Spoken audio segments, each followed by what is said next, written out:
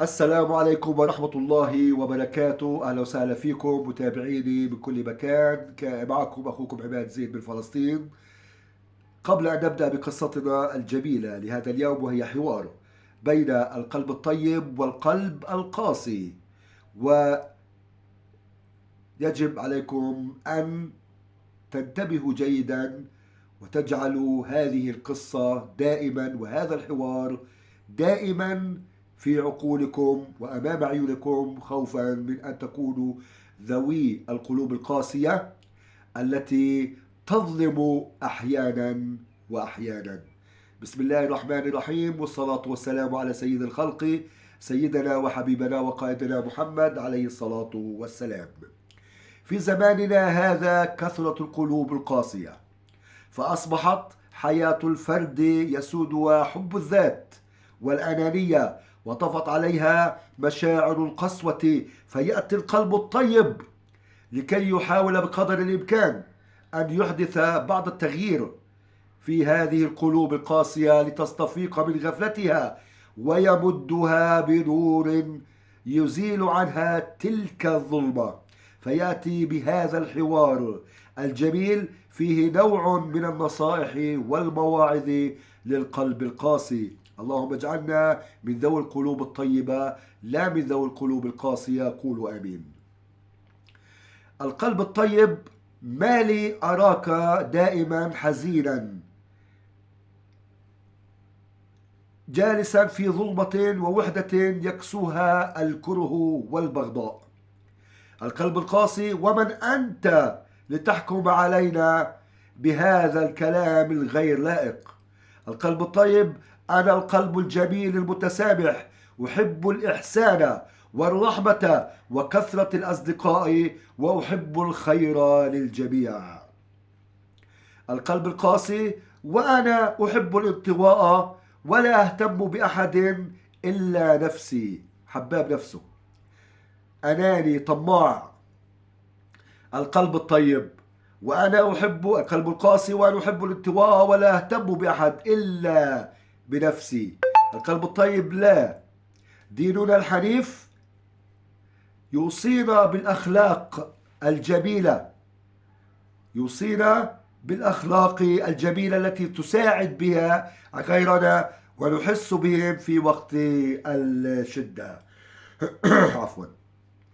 القلب القاسي: أتقصد أنا لست بجميل المشاعر ولا أحب الغير؟ لا حول ولا قوة إلا بالله. طب أنت عارف حالك. القلب الطيب: نعم، أنت تعيش في ظلمة وسواد، أنت تعيش في ظلمة وسواد، تأكل وأخوك في الله جائع. أليس هذا ظلم؟ حياتك كلها أنانية، لا تبالي بالآخرين ولا يهمك أحد إلا نفسك. القلب القاسي: قلت لك لا يهمني إلا نفسي. القلب الطيب: إذن راجع قلبك وإلا ستكون عواقبك وخيمة. القلب القاسي: أنا كل حياتي كرستها لنفسي ولا تتدخل فيه. القلب الطيب: استمع لهذه المواعظ لعلك تتعظ، فأهديك هذه الأبيات الشعرية. القلب الطيب يريد أن يلقن القلب القاسي درسا ويستفيق من غفلته ومن ظلمته. لنستمع معا.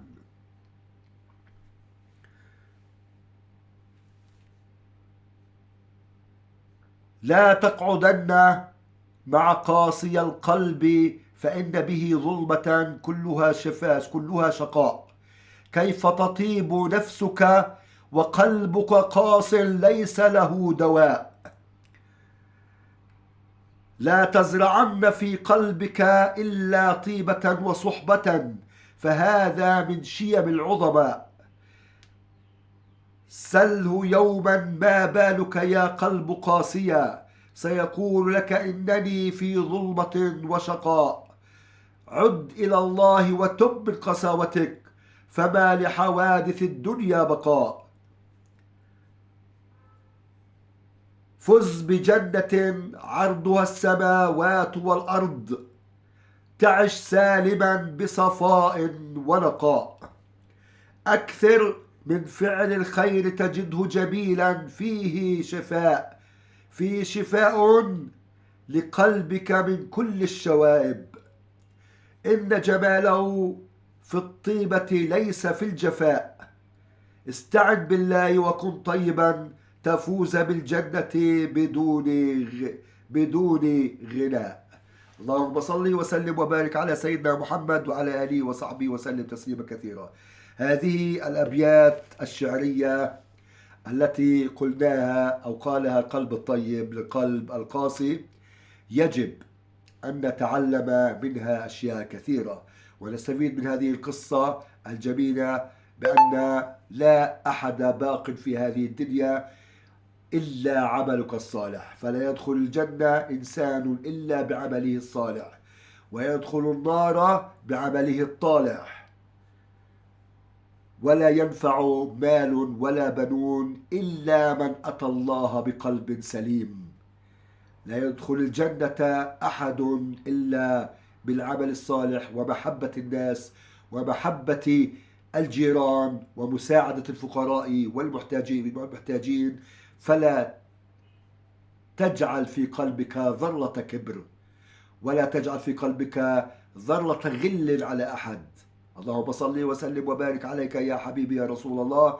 كانت هذه قصتنا لهذا اليوم، وحوار بين القلب الطيب والقلب القاسي الشديد الذي لا يحب إلا نفسه، يحب الدنيا، يحب جمع الأموال والكنوز في هذه الدنيا، ولكنه لا يعلم بأنه لو دامت له ما دامت لغيره.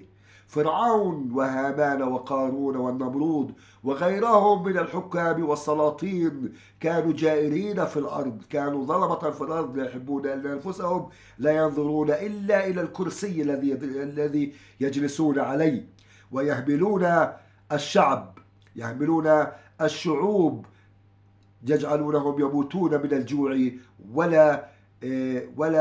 ولا يجدون لهم عملا يعملون به. اللهم إنهم كانوا فقط ينهبون خيراتهم وخيرات بيوتهم وأطفالهم ونسائهم لكي يرضوا أنفسهم. هذه هي قصتنا مع القلب الطيب. اللهم اجعلنا من ذوي القلوب الطيبة، ولا تجعل في قلوبنا غلا للذين آمنوا يا رب العالمين. أيها الشعوب العربية، أيها الحكام العرب، تكاتفوا، توحدوا، واجعلوا قلوبكم نقية تجاه الفقراء والمساكين، وخاصة أهلنا في فلسطين. اجعلوا قلوبكم دائما بالدعاء لهم بأن الله سبحانه وتعالى ينصرهم على من عاداهم. بالدعاء، أهم شيء الدعاء يا جماعة. إذا لم تستطع أن تغير شيئا إذا تستطيع بيدك أو بلسانك فبقلبك، وذلك أضعف الإيمان. كان معكم أخوكم الإعلامي عماد زيد. أرجو أن تكون هذه القصة وهذا الحوار قد أعجبكم. إلى اللقاء إن شاء الله رب العالمين في قصة أخرى. لا تنسوا الاشتراك في القناة ووضع لايك، والسلام عليكم ورحمة الله وبركاته.